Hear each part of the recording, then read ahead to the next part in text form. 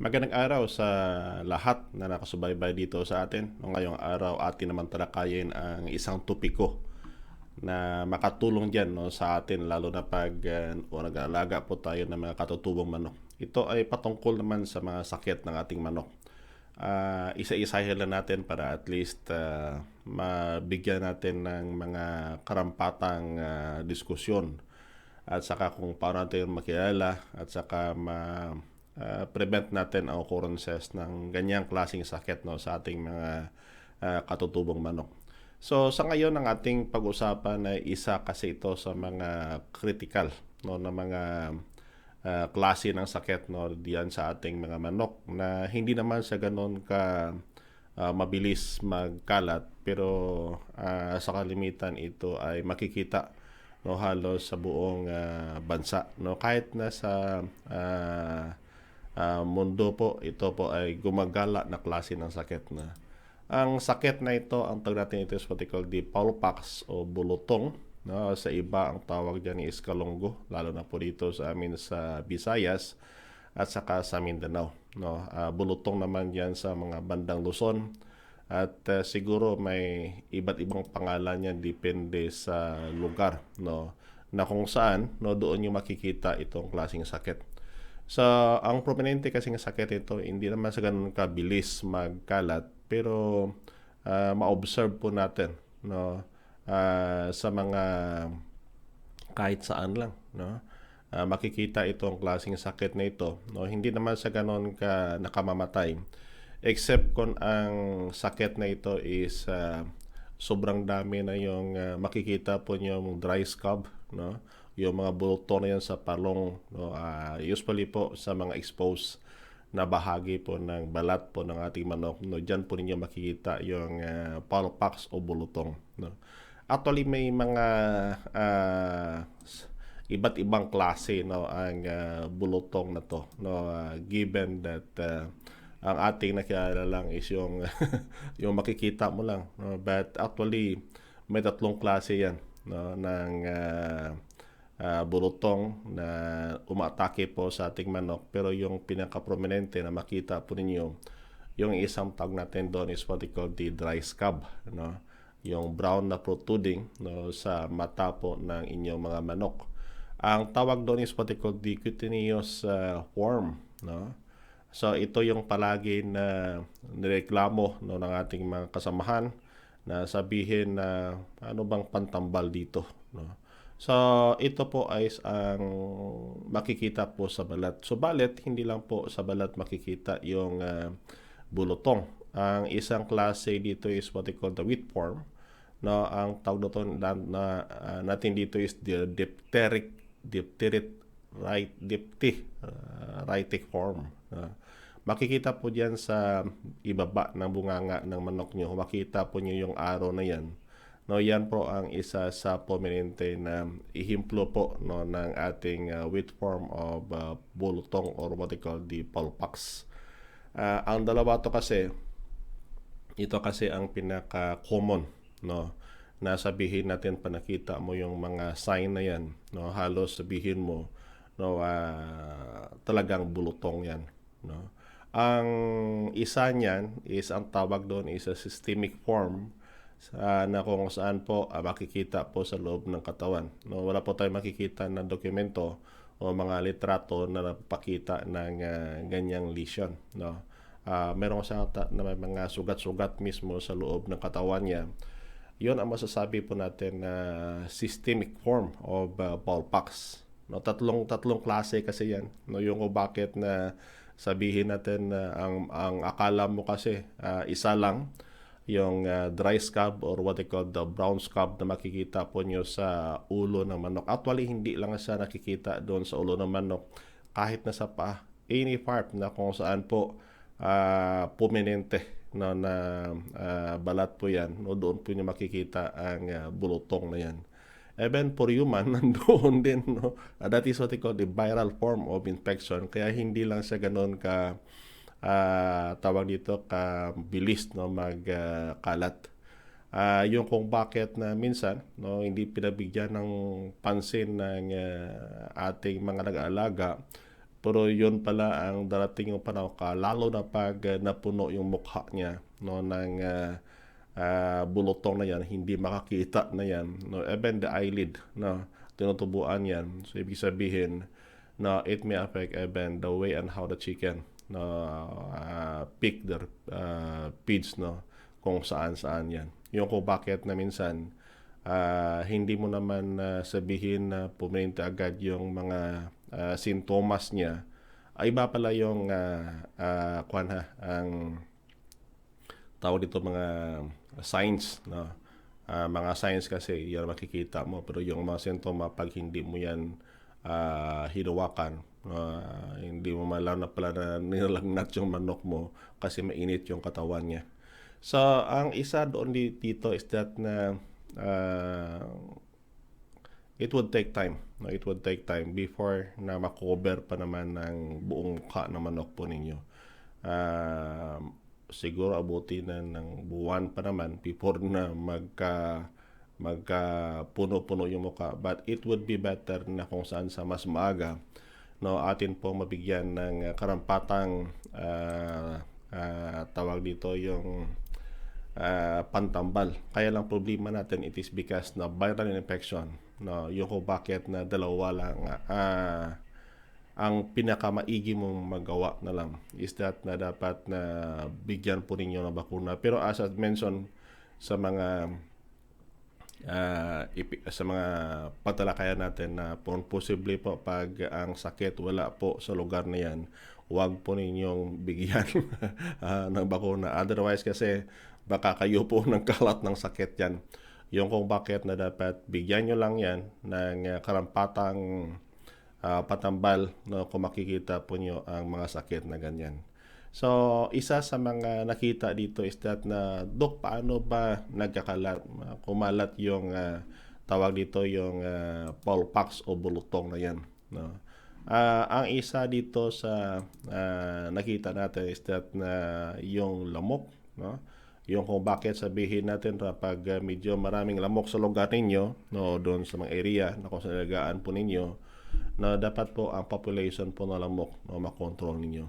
Otherwise kasi yung lamok kasi yan ang nagsiserbi na bilang vector, no. Ibig sabihin po ng vector, no, siya po ang tagadala po ng sakit, na ibig sabihin na pag sumisipsip ng dugo yan sa manok na infected ng bulutong or poulpox at saka ikinagat naman doon sa manok na walang sakit ng bulutong, talagang magmanifest yan because yung virus kasi, no, doon mismo sa dugo kumakalat, no, at the same time kasi yung proboscis niya, pag sinabi mong proboscis, yung sa may pinakadulo ng bunganga ng lamok, yan kasi ang itinutusok doon sa balat mo o sa balat ng manok, no, para maka sip-sip po ng dugo.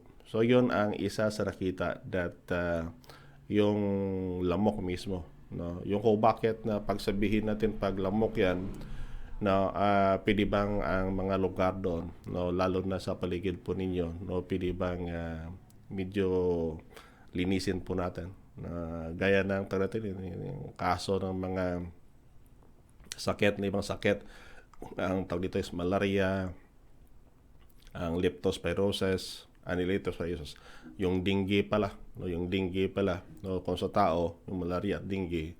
Actually, ang malaria sa manok, meron din avian malaria, but we'll be discussing that in the next episode that we have. So, ibig sabihin na dapat yung lamok sa paligid natin, dapat makontrol natin. Yung kung bakit na yung iba ang ginagawa nila pag gabi para ma-prevent yung pagkalat ng lamok at saka dumami.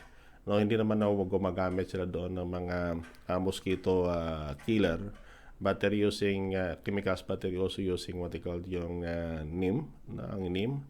Kung makikita po nyo ang neem, yung dahon niya kasi, yan ang ginagamit nila na pampausok. Kasi ang pagkagat kasi ng lamok, yung pinaka-prevalent na pagkagat ng lamok is doon sa takip silim. Yung kung bakit na pinapusukan yung bahay ng manukan para at least yung malamok po is maitaboy o di kaya mapatay ng usok, no, because of the presence of what they call the neem leaves, no. Isa yan sa mga posible magawa natin para at least yung pagkalat niya, no, lalo na pag may lamok po, mabawas-bawasan po natin. Isa kasi yan sa nakita na pinaka-prominente na vector o carrier ng virus ng Paulpox.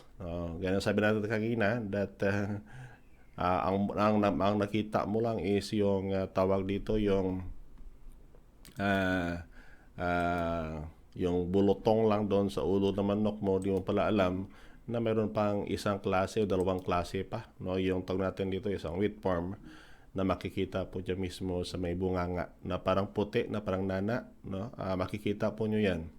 Ang tawag kasi dito sa amin sa may Visayas, no? Parang ugam. No?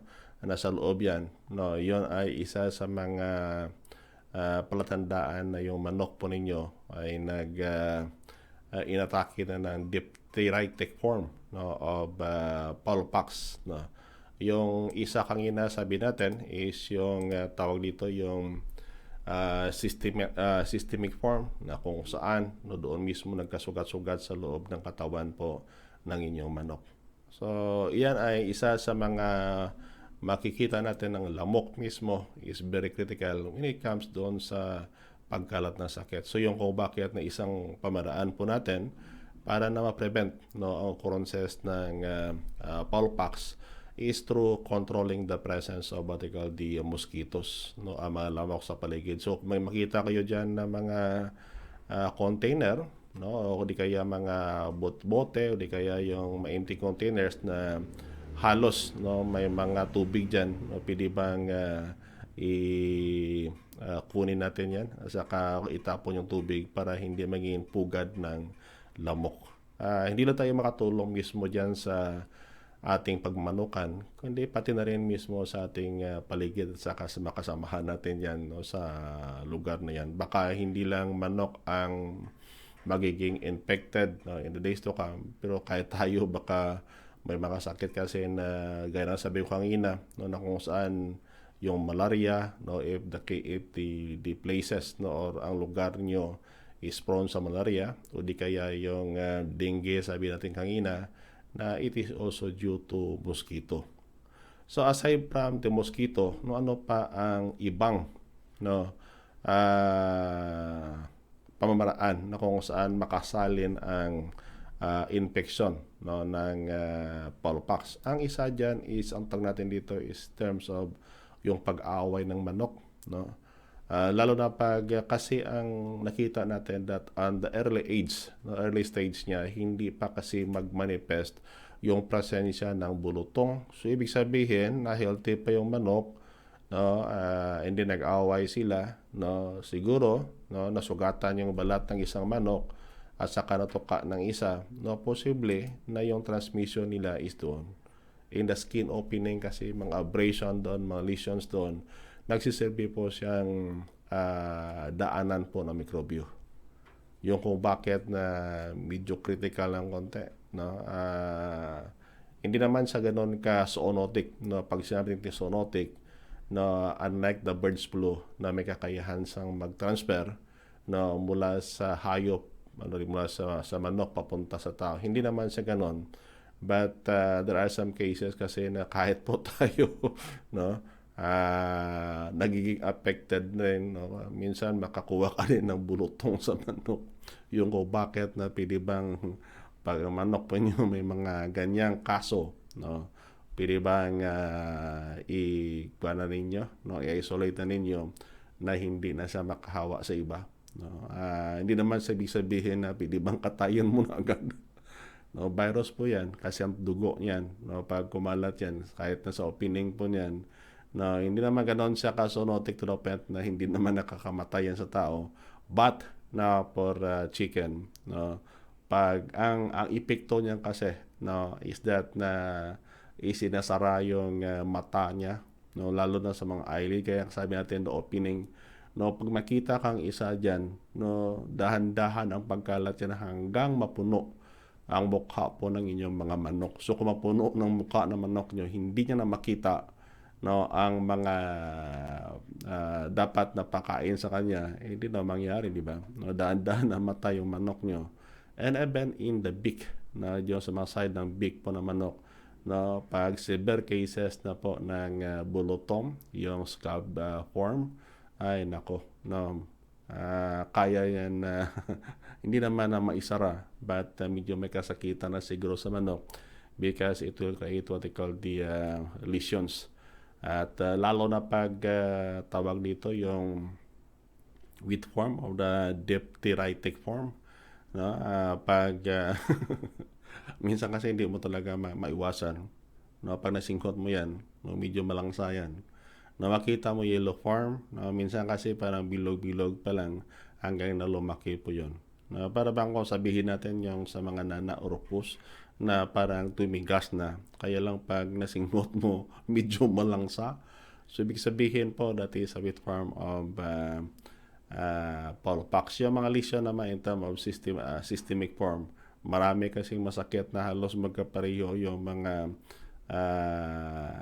signs niyan, yung kung bakit na medyo mahirapan ka mag-identify. But ang dalawa na to, yung cutaneous form and the diphtheritic form, no, mabilis po niyo makita. So ibig sabihin, pag yung sa mukha lang, parang hindi masyado malaki yung problema mo, pero pag nasa bunganga na, no, the diphtheritic form, no, doon ka magka-problema because yung manok mo in terms of feed consumption, no, baka bababa na yung feed consumption nila. No, it is because na masakit siguro na meron sa doon na ambalang na mass form, no, na doon mismo sa lalamunan niya, no. Parang ganon ang sitwasyon. So yung ko bakit that kahit na yung pag-away po ng manok, no, possible po, no, pwede bang gawa natin ang paraan, no? Walang problema basta walang presensya po ng tawag dito ng Paulpax sa area nyo o bulutong sa area nyo. However, pag may presensya po ng bulutong sa lugar po ninyo, ay nako, no, doon ka na medyo magka-problema. So, on how we are going to prevent, kaya nasabi natin kanina, kung ang problema mo is lamok, no, kasi sila mabilis na magpakalat, pwede bang linisin yung paligid? Try nyo po ninyo na kung saan po walang breeding area para sa lamok. At saka kung makakita po kayo ng mga neem leaves, no, yun ang gamitin nyo para pausok, but usually magpausok po kayo doon sa bandang takip silim. No, preferably between 5 to 6 or 6:30 po, no, ganon po ang time na dapat po ninyo na spend na kung saan po paasuhan po ninyo yung bahay ng manok nyo para hindi makapasok yung lamok, and at the same time baka pwede pa mapatay ng usok na dinadala po ay yung usok ng neem tree. Ang isa sa ang pag-away naman kasi, no, yung kung bakit nasa kulungan naman, preferably po pag nakakulong yung manok nyo, no, pwede bang lagyan nyo ng tawag dito yung walling na kung saan hindi makapasok doon sa kabila kundi sila makakita para yung mga tandang mo hindi mag-away, para at least safe sila, no. Actually hindi lang yan dahil sa bulutong but even in the, no, performances or what they call the other infection, kasi marami kasing infection na pumapasok sa katawan ng manok nyo na in secondary form. Pag sinabi natin secondary form, ibig sabihin po, no, may mga primary pa, no. Gaya ng kanina sabi natin that mag-away yung manok pag nakasugat yung balat, that is what they call the primary, no, infection, na kung saan po due to mechanical, na kung saan po kasi nasugat ng tuka o baka sa kahig niya, no, ng kalaban niya nasugat yung balat niya, and then the opening of it, no, will serve as the point of entrance, no, para sa mga mikrobyo ng bulutong. Ang isa pa sa pili magamit ninyo is ang tawag dito is what they call the vaccine, no. May mga Paulpax vaccine, mabibili po yan sa palengke. Na may mga suggestions sila when you are going to apply it, but usually na sa mga area na kung saan medyo at the first few weeks, no, of age, no, ibig sabihin baka mga 2 to 3 weeks, no, pwede mo nang bigyan ng bakuna yung CCO, no, specific for what they call the Paulpax. Tandaan po natin na dapat pag gumamit po tayo ng bakuna, no, preferably be careful in using it. Bakit po? This kind of vaccine is an attenuated vaccine. Ibig sabihin po, no, pinahina lang yung mikrobyo. Dahil virus yan, no, pag hindi mo na-dispose properly, no, yung container, and any material that you use in the vaccination, baka po maging source ng inoculum yan o maging source ng infection, no, para sa manok mo dyan. Possibly because sa manok mo na bakunahan, safety sa how about for the chicken sa mga kabilang bahay o sa mga neighbor po nyo dyan, sa mga kapitbahay nyo nagalaga din ng manok. So despite that, if you're using this kind of vaccine, possibly po after use, no, pwede bang before and after maghugas po kayo ng alcohol, no, and then if possible po, no, ibalot po ninyo o di ka ilibing sa mga lugar na safety po, no, at saka kung pwede, no, medyo laliman nyo ng konti, no, kasi kung sunugin nyo yan pwede na rin if you have the incinerator.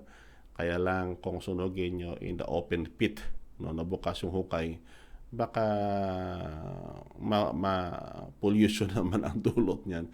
Yung kung bakit that pwede bang ilagay po nyo sa lugar na kung saan po pag nalibing nyo sobrang lalim para hindi naman po magkalat yung mikrobyo. So marami po, you can ask the poultry supply sa availability po ng Poulpax vaccine, no, para sa inyong manok. Tandaan po niyo na sayang kasi, no, tingnan niyo kung may wala sa tingin-tingi niyan. No, but tingnan po niyo baka may available na tingin-tingi kasi ang isang vial niyan, no, that is good for 1,000 heads of chicken. At saka po, ang gawin po natin after siguro na makabigay po tayo ng first dose, na parang pandemic yata, no?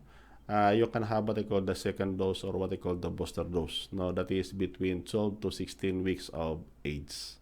No, yan ang inyong gawin. No, para at least, no, masiguro po ninyo na talagang ma-prevent nyo ang occurrences of what they call the Poulpax. Na natin na ang purpose po nito is prevention. Hindi naman ibig sabihin na yung prevention niya is 100%. Ibig sabihin po may mga best na siguro may magkabulutong but the case is not as severe kung i-compare natin sa may bakuna po, no. Sa pagbili po niya ng bakuna ng Poulpax, may kasama na yung pricker. Makikita po niyo yung blue na yan na parang may matuloy sa dulo po, no. Yan ang ginagamit para mag-administer ng Poulpax vaccine. Iba naman kasi ang nasa peste o di kaya tawag natin dito is Newcastle disease, kasi either pinapatulo lang kasi yan, no, yung attenuated one, but a killed vaccine that is oil based, no, ang ginagawa diyan, no, is that na talagang injection ang pamaraan yan, no, para magbigay ng bakuna. Now, saan ba ang area na kung saan doon mo ilagay yung bakuna? Ang tag doon is what we call the wing web, na kung makita po yung sa larawan, yung parang kangina yung blue na may dalawang needle sa kabila sa dulo niya. No, actually i-mix mo lang yung o i-mix niyo po yung diluent na ng Poulpax, no, at saka pag ibasa niyo i-mix na maigi. Pagkatapos i-soak nyo lang, no, yung dulo po ng pricker na yan, para at least, no, magiging makakapit na doon yung mikrobyo, at siya naman ang gamitin nyo na pantusok mismo dito po sa may pakpak po ng inyong manok. No, kung makita mo nyo ang tinutusukan yan is that nandito mismo sa loob ng pakpak, no, sa may bahagi na sa taas-taas po ng kanyang buto, no, sa manipis na bahagi, no, diyan po ninyo tinutusok ang bakuna po. Ang pagtusok niyan, tingnan natin after a week. Na after a week or 2 weeks, 1 to 2 weeks, na pag makita po niyo na yung tinusukan po niyo parang may scab doon, ibig sabihin po epektibo po ang bakuna ninyo. Pag wala po, ibig sabihin walang immunity yan. So dapat na ulitin po ninyo. Parang ganon. So yun is why that one way to determine, no, kagandahan kasi ng Poulpax ganon. Pag walang scab na tubo doon mismo, no, sa may prick area, ibig sabihin po walang epekto ang bakuna po ninyo. No, so ulitin po ninyo para at least sigurado po kayo. Ang mga ang immunity kasi ng nanay niya. No, may depende kasi sa bakuna. I-check niyo muna, no, kasi pag naka-OL base kasi yan, that is already a lifetime vaccine. Ibig sabihin, no, hanggang buhay yung manok mo, no, protektado yan. Check nyo lang po sa manufacturer, depende kasi sa manufacturer ang kanilang advice, no, in terms of the administration of this Polpox vaccine. No, pero ang isa lang pa siguro ko sa inyo, medyo may presyo po to. No, medyo may presyo po. So yun ko bakit na wag po kayong bigla, no, kung medyo may presyo po yung bakuna, no, against Polpox. No, kahit na sabihin natin na slow spreading virus siya, but once na ma-infect, lalo na pong yung diphtheritic form, no, delikado din because ikamamatay yan ng inyong mga alagang hayop. Now, ang tanong ngayon na Doc, may mga alternative pa kaya tayo na mas makamura tayo sa mga ginagawa natin, no, para po ma-prevent yung occurrences. As I mentioned kanina, no, na pag ang problema is lamok, because maraming lamok, no, pwede bang linisin na paligid, no, para at least walang masyadong maraming lamok at walang area po inoculum para sa lamok para hindi sila makadala ng sakit. Tandaan natin that the means of the transmission is that na kinagat niya yung may sakit at saka kinagat naman na doon ang isang walang sakit, yung kung bakit na nagkakalat yung sakit ng Polpox. Ang isa pa naman kanina, yung sabi natin in terms of the fighting, yung pag-aaway ng manok. No, sa matandang lang kasi yung pumaninti niyan. So, lagyan natin ang tali, no, o di kaya yung tawag dito yung lugar na kung saan hindi makita yung dalawang tandang para hindi mag-away.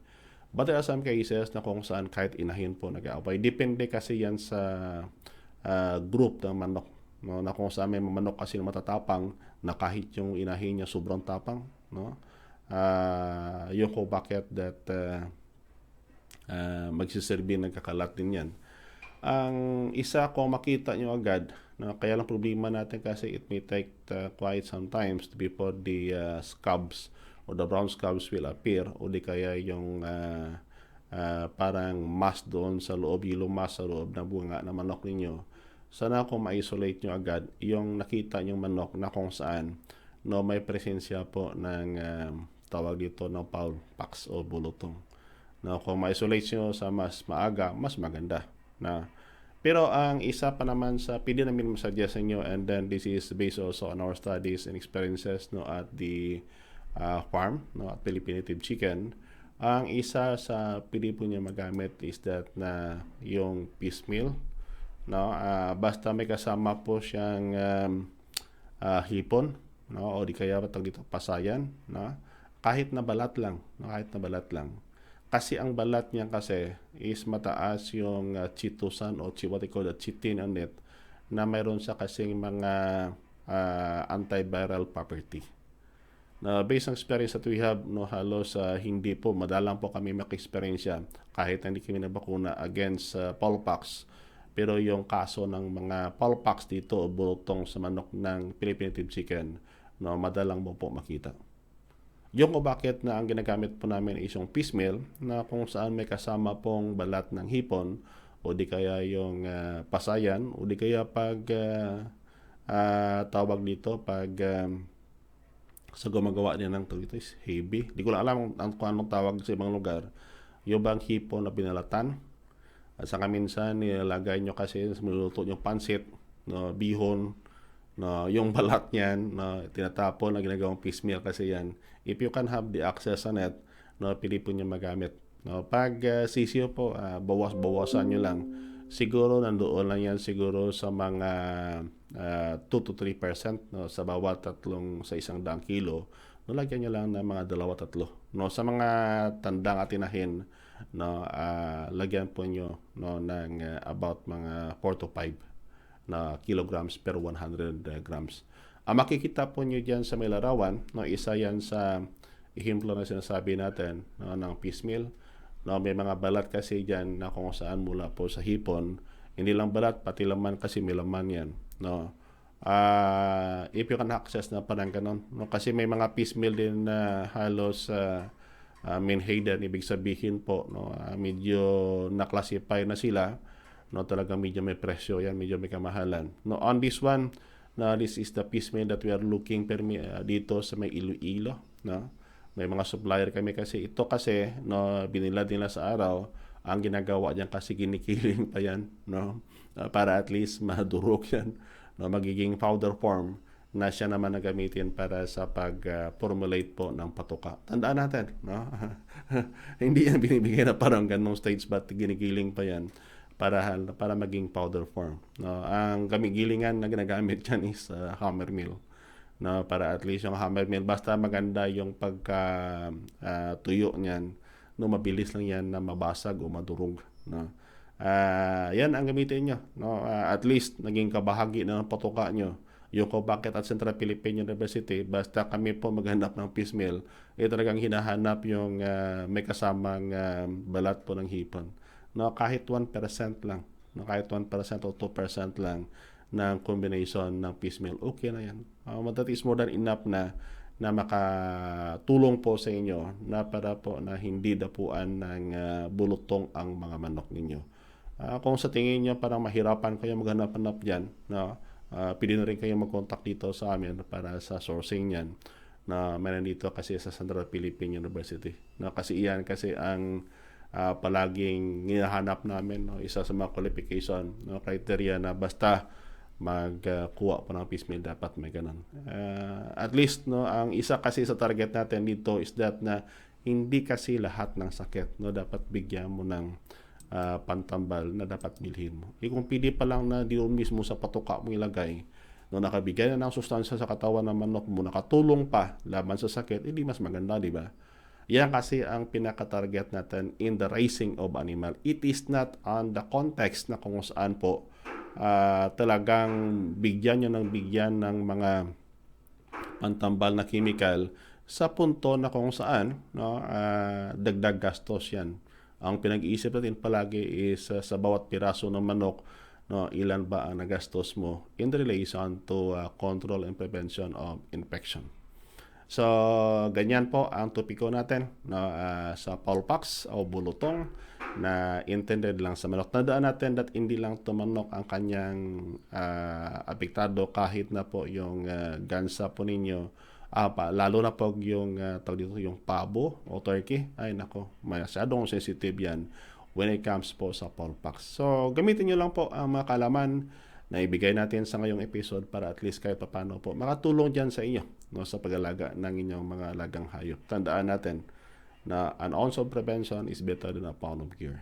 Yung kung bakit na ginagawa namin dito, nakipag-share kami ng information para at least, no, kayo na mismo may alam at saka hindi na po kayo, no, dapat tumulog kung saan-saan pa. Kung makakita na kayo dyan ng karampatang gawin para makontrolar ang presensya po ng bulutong, hindi mas maganda.